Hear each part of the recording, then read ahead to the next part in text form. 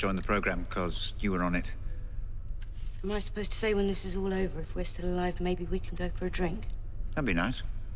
Yeah, well, tough.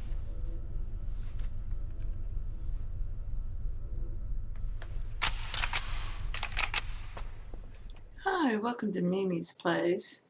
And today, in Mimi's Place, I share my experiences and what I've learned about the 12 laws of mind and the Bible and what it's telling us and how these laws govern our lives. They're the very nature of our being. And, becoming aware of them and how to know how to work with them. And the very first principle or law is the law of one, and this is the most important one to understand because all the others fall under it. And that's understanding everyone has two consciousness in their bodies, one in their head and one in their heart. The one in their heart is whole and complete. This is what we call God. Okay? The word God means consciousness, and there's only one. Meaning, all our hearts tied together are the one consciousness, and our consciousness came out of that one. We are great, but that one is greater. All of us have been given imagination.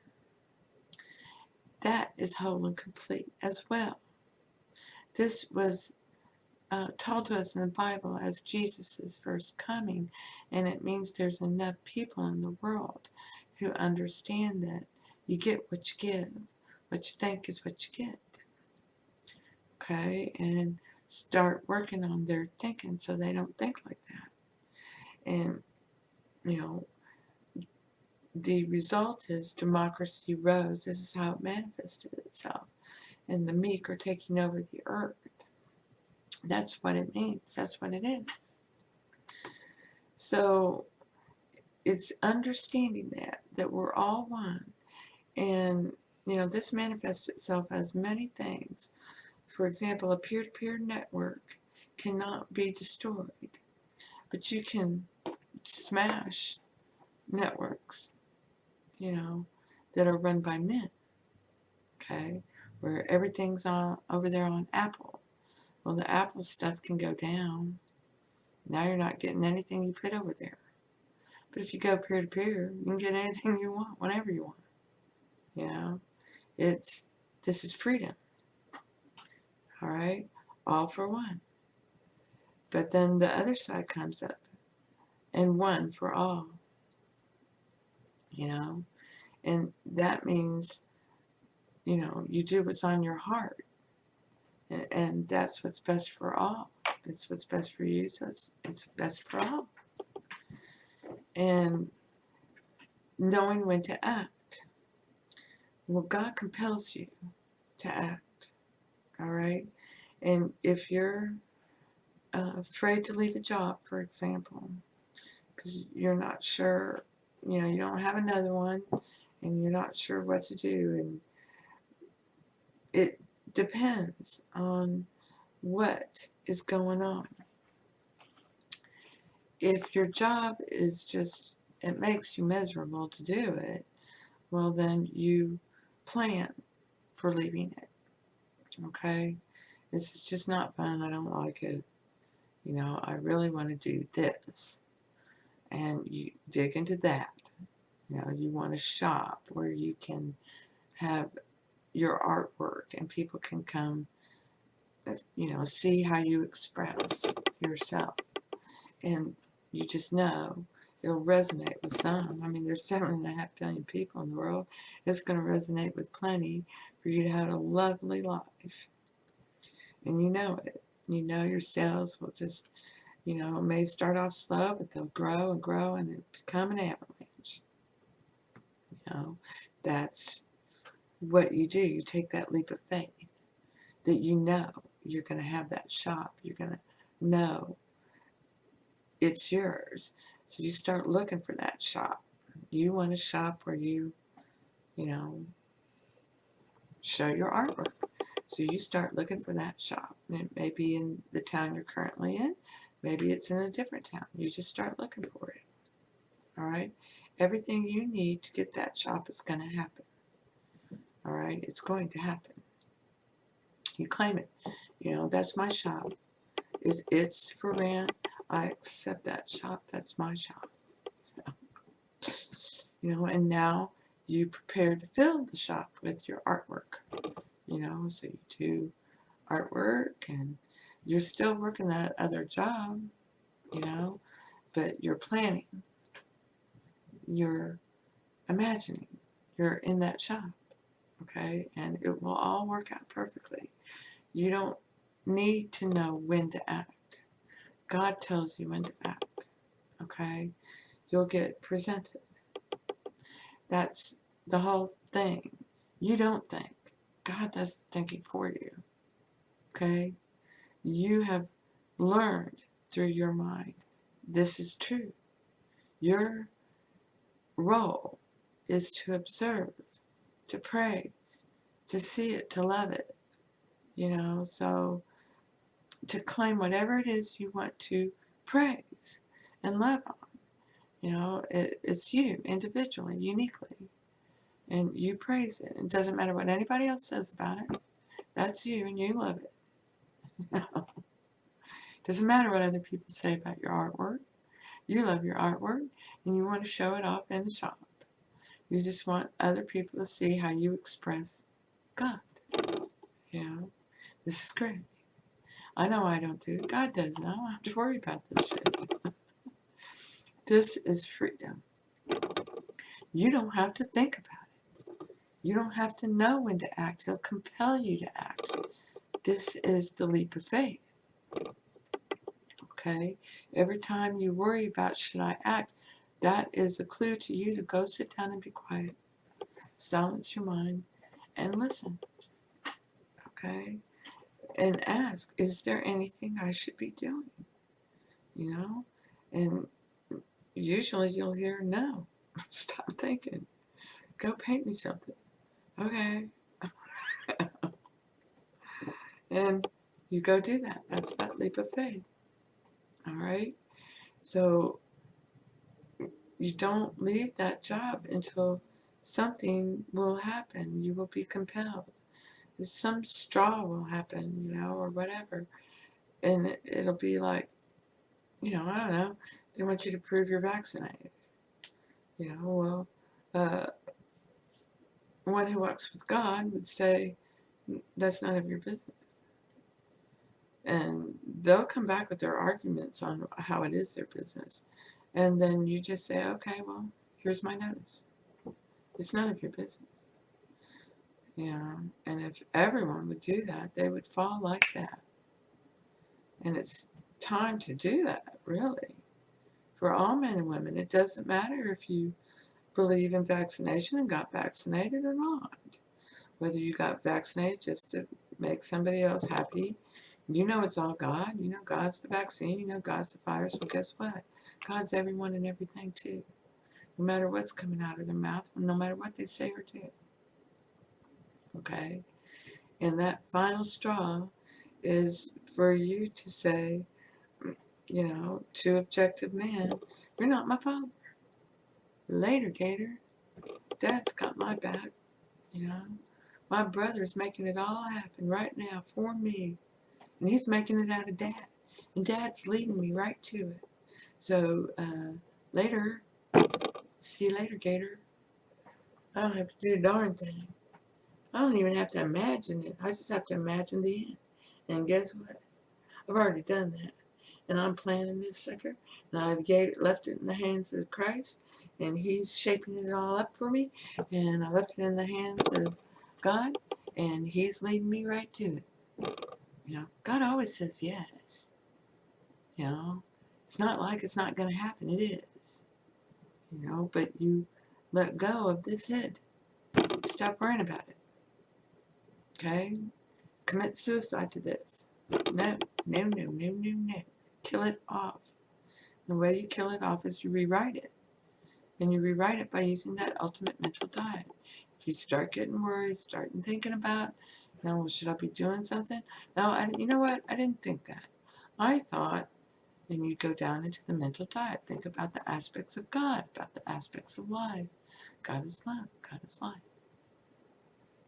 These are the things you do. Now, when it comes to special persons or, family, people in your life, it really comes down to what's on your heart. All right?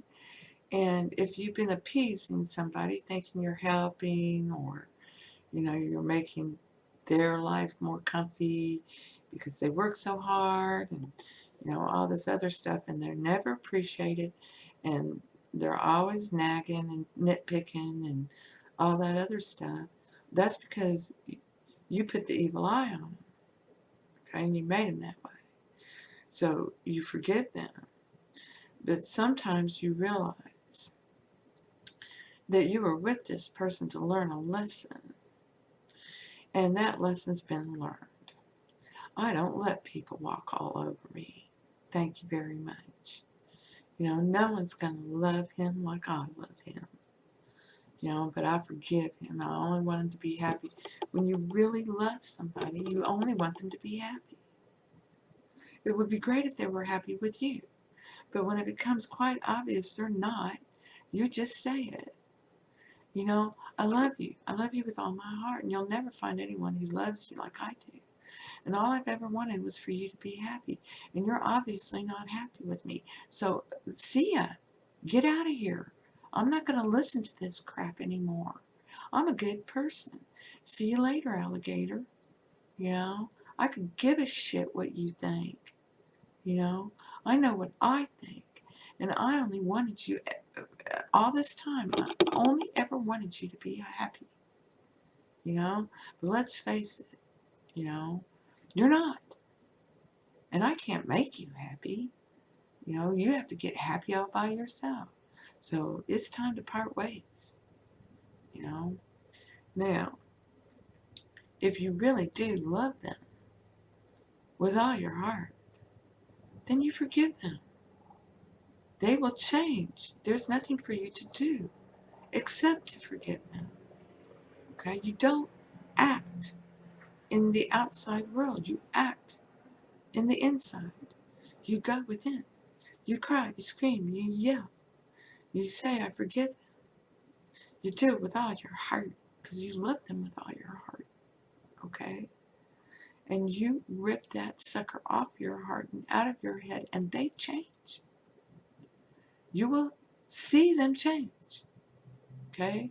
Your perception changes, their perception, it all changes. Okay? And you thank God because He did it. You didn't do it. Okay? You just forgave and released. You just loved them. You committed an act of love and you sacrificed.